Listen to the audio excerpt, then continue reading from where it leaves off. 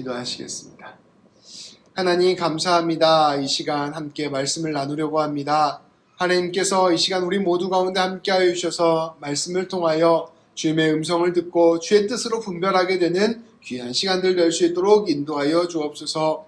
말씀을 통하여 우리의 삶의 길을 찾게 하여 주시고 말씀을 통하여 주님 손 꼭 더 붙잡는 우리 모두가 될 수 있도록 인도하여 주옵소서. 우리 주님 예수님의 이름으로 기도합니다. 아멘. 오늘 우리가 함께 읽은 레위기 11장 말씀부터 레위기 15장까지 말씀은 이제 하나님께서 정결한 것과 부정한 것을 구분하는 법을 가르쳐 주시는 말씀입니다. 하나님께서 일상을 살아갈 때 또 우리가 먹고 마시는 것에 있어서 이것은 깨끗한 것이다, 이것은 부정한 것이다 라고 말씀해 주시면서 이것을 구분하는 법을 가르쳐 주신 말씀이라는 것입니다. 이것은 예수님께서 오시기 전까지 유대인들에게 적용되던 법으로서 하나님 백성으로서 살아가야 될 삶의 규칙들에 관하여 가르쳐 주고 있습니다. 특별히 오늘 우리가 읽은 말씀 11장에서는 먹을 것과 먹을 수 없는 것을 구분하여 가르쳐 주셨는데 철저한 유대인들은 이것을 코셔라고 부르면서 오늘날까지 지키고 있습니다. 그래서 유대인들 보면요, 그 사람들이 음식을 철저히 가려서 이것은 먹을 수 있는 것이다, 먹을 수 없는 것이다 이렇게 구분해서 먹고 있는 것을 볼 수가 있습니다. 사실 이러한 일들은 각종 종교 전통에서 여러 모양으로 나타나고 있습니다. 제가 예전에 길포드 아파트 살 때요, 거기 이제 시리아 아이들이 많이 있었어요. 근데 가끔씩 이제 먹을 거 사탕이나 과장 같은 거 나눠 먹었는데, 근데 나눠 먹을 때 이 친구들이 젤리는 먹지 않더라고요. 그러니까 젤리는 그 안에 돼지고기 성분이 들어있다고 생각을 해서 젤리를 먹지 않는 모습을 볼 수 있었습니다. 근데 그 사람들도 마찬가지로 이렇게 음식을 구분하는 거죠. 아래 우리 그 이슬람 사람들 쓰는 그 상점이 있는데 거기에도 이제 할랄 음식이라고 해서 이 사람들 고기도 구분해서 먹는 것을 볼 수가 있습니다. 힌두교 사람들은 소고기를 먹지 않고 아예 채식을 하는 사람들도 많이 있습니다. 그리고 불교 스님들도 채식을 하죠. 오늘날 독실한 개신교 신자들이, 우리 예수 믿는 사람들이 술과 담배를 하지 않는 것도 보면 넓게 보면 이렇게 큰 맥락 안에서 음식을 구분하는 것이다 라고 볼 수도 있습니다. 이렇게 음식을 통하여 자기 정체성을 규정하고 음식을 통하여 거룩한 삶, 구분된 삶을 살려고 하는 것은 여러 종교 전통 가운데 곳곳에 있는 것이죠. 이 구약의 말씀도 그러한 맥락 안에서 하나님의 백성으로서 우리가 먹어야 될 것과 먹지 말아야 될 것, 우리의 삶의 기준을 세워야 될 것에 관하여 우리에게, 이스라엘 백성들에게 가르쳐주는 말씀이라고 볼 수 있는 것입니다. 그런데 사실 우리 예수님께서는 이 구약 성경에 나와 있는 이 음식에 관한 여러 가지 정결 규칙들을 사실상 폐지하셨습니다. 유대인들은 이렇게 음식을 나누어서 먹었지만 예수님이 오신 이후에 예수님의 말씀을 따르는 우리는 더 이상 이렇게 음식을 나눠서 먹지는 않게 되었다는 뜻입니다. 예수님께서는 근본적으로 거룩한 것이 무엇이냐, 이것을 새롭게 가르쳐 주셨기 때문입니다. 그저 무엇을 먹을까, 이 먹는 것을 나누는 문제를 넘어서서 우리의 마음이 변화되는 것이 훨씬 더 중요하고 근본적인 문제다라고 우리 예수님께서는 가르쳐 주신 것입니다. 마태복음 15장 11절에서는 그래서 이렇게 선포합니다. 우리 예수님께서 하신 말씀입니다. 입으로 들어가는 것이 사람을 더럽게 하는 것이 아니라 입에서 나오는 그것이 사람을 더럽게 하는 것이니라. 네가 네 입으로 무엇을 먹느냐, 이게 중요한 게 아니라 너의 마음이 어떠한 것을 품고 있느냐, 그래서 네 마음에서 어떠한 말들을 내뱉느냐, 그게 훨씬 더 중요하다 말씀해 주시는 것입니다. 음식을 통하여 자신의 삶을 통제하고 자신의 정체성을 규정하고 내가 내 삶을 하나님이 원하시는 방향으로 이끌어가는 것, 이것이 어떻게 보면 가장 기본적인 영성의 시작이라고도 볼 수 있습니다. 그러나 아무리 음식을 가려 먹어도 우리의 마음 깊은 곳이 바뀌지 않으면 아무런 소용이 없는 것입니다. 예수님께서는 그래서 이 먹는 것 갖고 막 그렇게 하지 말고 근본적으로 네 마음을 바꿔야 된다 라고 말씀해 주신 것입니다. 이러한 맥락에서 바울은 하나님 나라를 설명하면서 또한 이렇게 선포하였습니다. 로마서 14장 17절 말씀입니다. 우리 이거는 같이 읽어볼까요? 시작. 하나님의 나라는 먹는 것과 마시는 것이 아니요 오직 성령 안에 있는 의와 평강과 희락이다. 아멘. 이 말씀 역시 먹는 것보다 훨씬 더 중요한 것은 우리의 삶이다라고 가르쳐주고 있는 것입니다. 이 말씀은 우리가 로마서 말씀을 나눌 때에도 함께 나누었던 말씀입니다. 로마 교회의 성도들 중에 유대인 출신 성도님들이 있었고 이방인 출신의 성도님들이 있었습니다. 근데 이 둘 사이에 먹는 것 가지고 다투게 되었어요. 당시 로마 시내에서는 고기를 먹을 때 그 고기가 전부 다 이방 신들에게 제사 드리고 난 그 제사물을 먹는 풍습이 있었습니다. 그러니까 모든 고기가 사실은 이방 신들에게 바쳐졌던 고기였던 것이죠.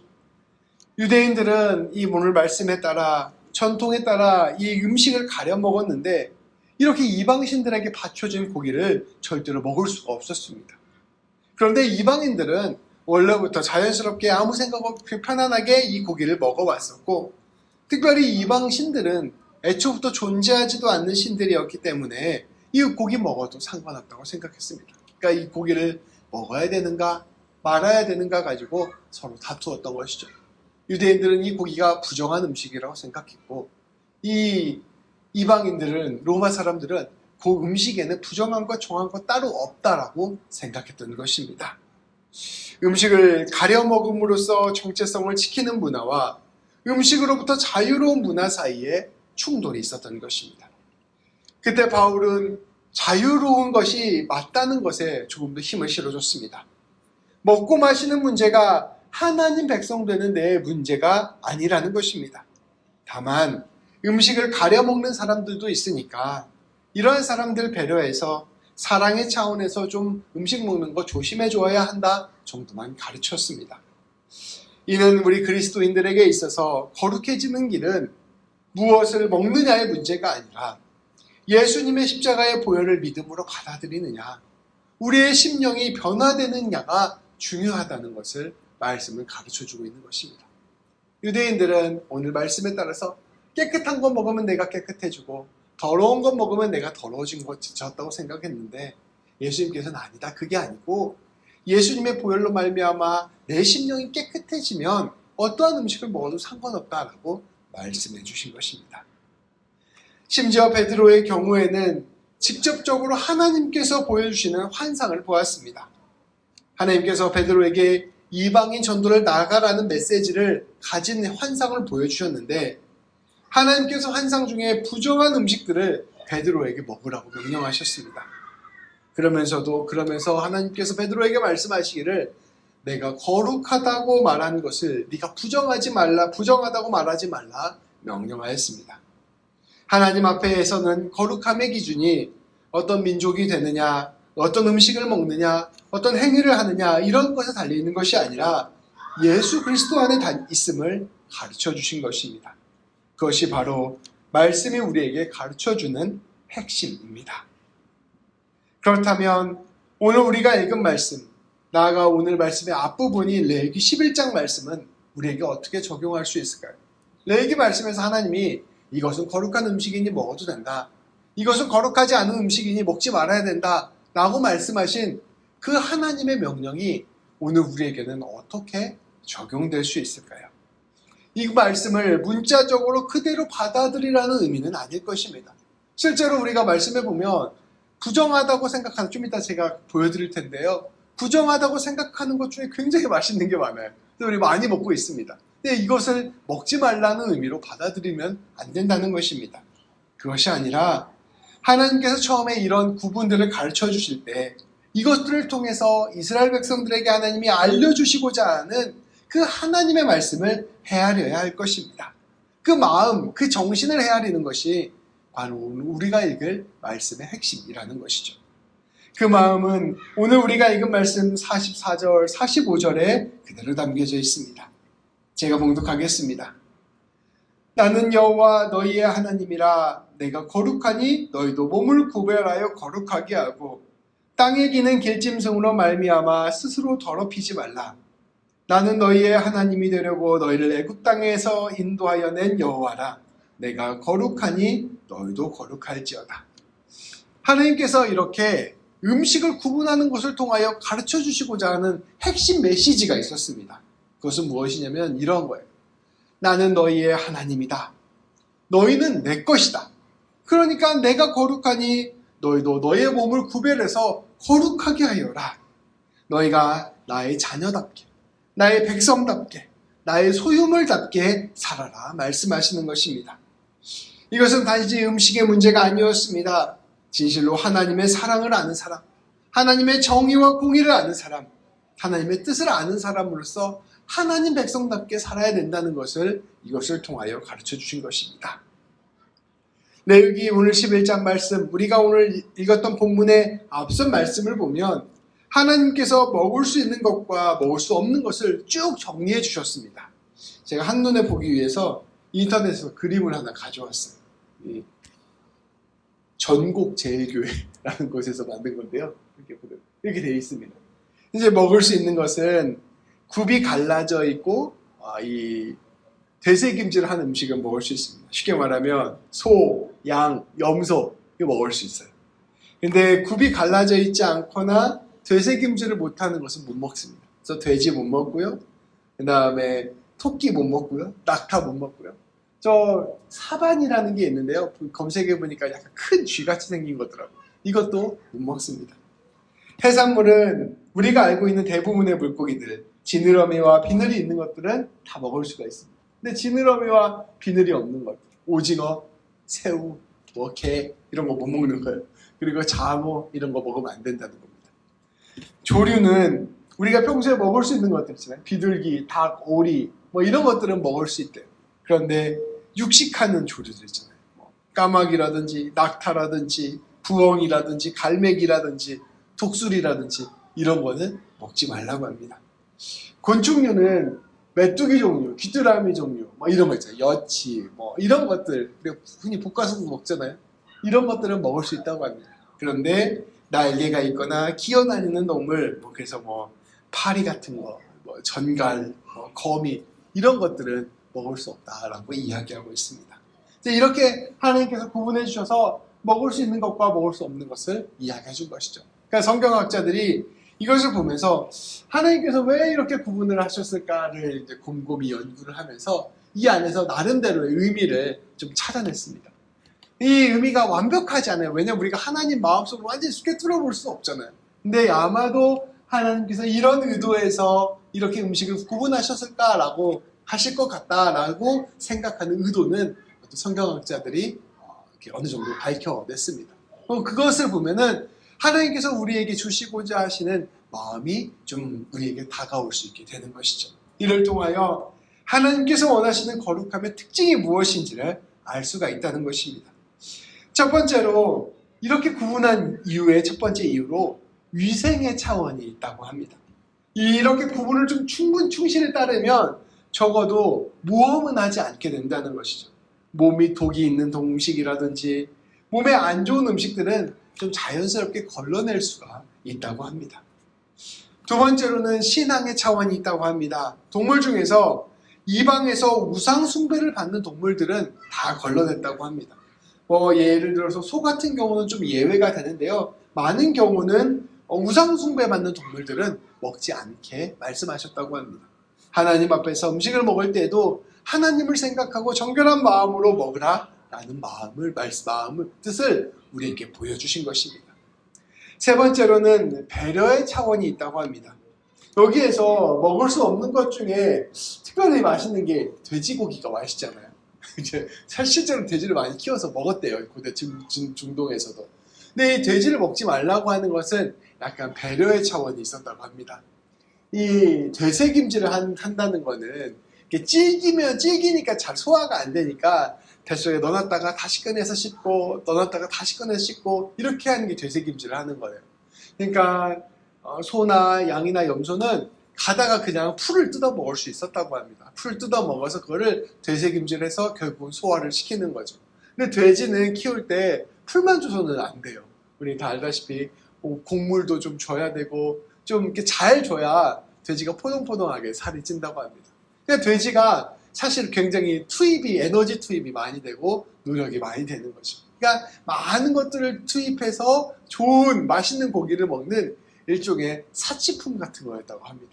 그러니까 이런 사치품 먹으면서 부유한 사람만 잘 먹고 잘 살고 가난한 사람들은 힘들게 살고 이런 사회를 만들지 말고 연약한 사람들까지 다 같이 먹을 수 있도록 이런 소나 양이나 염소 같은 동물을 키워서 먹어라. 이런 뜻이 담겨져 있다고 합니다. 네 번째로는 생명 존중의 차원이 있다고 합니다. 하나님께서는 대부분의 육식동물을 먹지 못하게 하셨습니다. 피를 흘리고 생명을 죽이는 동물을 멀리함으로써 생명을 귀히 여기는 하나님의 뜻을 전하신 것이죠. 그러니까 이제 이렇게 음식 구분하는 것을 통하여 결국 하나님께서 말씀하시고자 하는 거룩함이 무엇일까 생각해보면 생명을 살리고 생명을 보호하는 것, 연약한 이웃을 돌보고 살피는 것, 그리고 하나님의 뜻에 따라서 모든 생명들을 귀히 여기는 것, 이것이 바로 이 음식 구분에 담겨진 의미가 아니었을까 학자들은 생각하게 된다는 것이죠. 윤동주 시인이 이렇게 말한 19절이 있습니다. 모든 죽어가는 것들을 내가 사랑해야지. 그러니까 이 생명을 귀히 여기고 생명을 소중히 여기고 이웃을 소중히 여기는 마음이 바로 하나님께서 가르쳐 주시고자 한 거룩한 마음이라는 것입니다.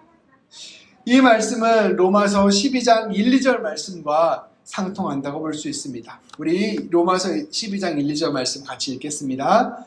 그러므로 형제들아 내가 하나님의 모든 자비하심으로 너희를 권하노니 너희 몸을 하나님이 기뻐하시는 거룩한 산 제물로 드리라. 이는 너희가 드릴 영적 예배니라. 너희는 이 세대를 본받지 말고 오직 마음을 새롭게 함으로 변화를 받아 하나님의 선하시고 기뻐하시고 온전하신 뜻이 무엇인지 분별하도록 하라. 아멘. 이후 로마서 12장 1절 2절 말씀 이후에 하나님의 백성으로서 하나님께 예배드리는 삶이 무엇인지를 쭉 그 이후 말씀을 통하여 우리에게 보여줍니다. 그것은 하나님 사랑하고 이웃 사랑하고 섬기고 헌신하고 품고 용서하며 사는 삶을 우리에게 말씀하고 있습니다. 우리의 모든 삶이 하나님의 것임을 기억하고 하나님이 우리 앞에 서 있음을 기억하고 하나님께서 원하시는 삶을 사는 것, 이것이 바로 거룩한 삶이요 하나님께 드려진 삶, 하나님께 소유된 삶이라는 것입니다. 이것이 하나님께 예배로 드려지는 삶이요 하나님이 뜻하신 삶인 것입니다. 그렇기 때문에 우리 하나님께서는 이런 하나님의 뜻에 따라 생명 살리는 삶을 살라 우리에게 말씀하고 계시는 것이죠. 우리가 믿는 신앙은 예수님께서 말씀하시는 그 말씀 따라 걸어가는 것입니다. 우리의 신앙은 너는 뭐 먹어야 돼, 뭐는 먹지 말아야 돼 하면서 종교적 규칙과 규율로 가득 채우는 종교 생활이 아닙니다. 그래서 그 종교 생활에서 규칙대로 조직을 더 치밀하게 구성하고 성직자들은 권세를 부리는 그런 종교를 구성하는 것이 아니라는 것입니다. 너 뭐 해도 돼, 너 뭐 하면 안 돼, 이런 규칙들이 많으면요 결국 그 규칙을 정해주는 성직자들이 권세를 갖게 돼 있어요.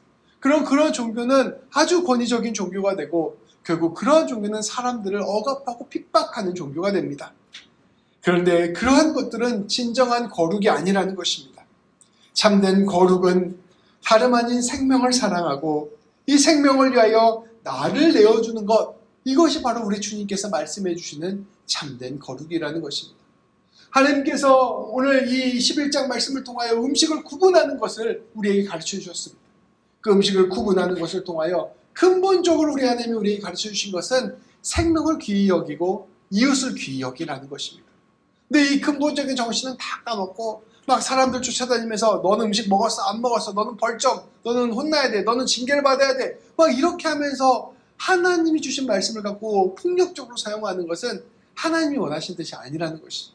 오히려 그 안에 하나님이 생명을 귀히 여기고 사람을 사랑하라고 했지, 그 마음을 품고 그것을 우리의 삶에서 적용하며 나아가는 것, 이것이 바로 우리 주님께서 우리에게 가르쳐 주시는 방법이라는 것입니다. 우리 주님께서는 그 놀라운 거룩을 진짜로 가르쳐 주시기 위하여 그 길을 먼저 걸어가셨습니다. 우리를 위하여 자기 자신을 빵과 포도주가 되어 내어주신 것이죠. 나를 먹어라 라고 말씀해 주신 것입니다. 우리에게 참된 거룩한 음식, 우리에게 참된 생명을 가르쳐 주시는 음식, 우리에게 참된 사랑을 가르쳐 주시는 음식은 이제 예수님이 된 것입니다. 구약시대에는 이게 거룩한 음식이다라는 것을 가르쳐 주셨지만 신약시대에는 진실로 거룩한 음식인 예수님을 우리에게 가르쳐 주시고 예수님 먹으며 살아라 우리에게 가르쳐 주는 것이죠. 그것은 다름 아닌 놀라운 주님의 사랑을 알고 주님과 함께 생명을 살리는 삶을 사는 것을 의미합니다. 기억하십시오. 거룩은 규칙에서 나오는 것이 아닙니다. 거룩은 사랑에서 나오는 것입니다. 이 놀라운 거룩을 우리의 삶에서 어떻게 이루어갈 수 있을까 한번 생각해 보시길 바랍니다. 내가 거룩하다고 해서 막 목사님이 그 거룩한 포즈를 취하고 거룩한 말만 하면서 이렇게 하는 게 진짜 거룩인가? 아니면 예수님 닮아서 진짜로 우리가 낮은 자리에서 섬기고 사랑하고 생명을 살리는 것이 거룩인가? 우리가 그 하나님의 진실된 거룩의 뜻을 깨닫고 사랑을 이루어가는 우리 모든 성도님들 그리고 제가 되기를 우리 주님의 이름으로 축복합니다. 기도하시겠습니다. 하나님께서는 거룩한 음식을 우리에게 가르쳐 주심으로 말미암아 그것을 통하여 참된 거룩은 생명을 살리고 사람을 사랑하고 이웃을 위하여 우리 자신을 내어주는 것임을 깨닫게 하여 주셨음을 감사드립니다. 아버지, 어리석은 우리들이 그 참된 의미를 깨닫지 못하자 하나님께서는 직접 예수 그리스도를 이 땅 가운데 보내주셔서 그 십자가의 길을 걸어가게 하심으로 참된 거룩이 주님의 놀라운 사랑에 힘입어 자신을 내어주는 것임을 우리에게 몸소 보여주셨습니다. 하나님 아버지, 우리가 그리하여 진짜 거룩한 음식인 예수님을 매일 먹고 마심으로 말미암아 거룩의 삶을 꿈꿀 수 있게 되었고 우리가 예수님과 더불어 사람 살리고 생명 살리는 길로 한 걸음 한 걸음 나아갈 수 있게 되었음을 고백합니다. 하나님, 우리 귀한 성도님들 날마다 진실된 거룩함으로 설 수 있도록 인도하여 주옵소서.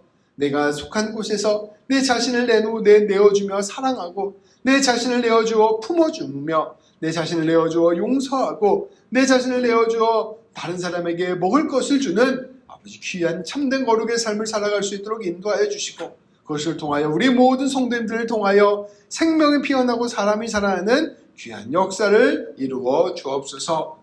우리 주님 예수님의 이름으로 기도합니다. 아멘.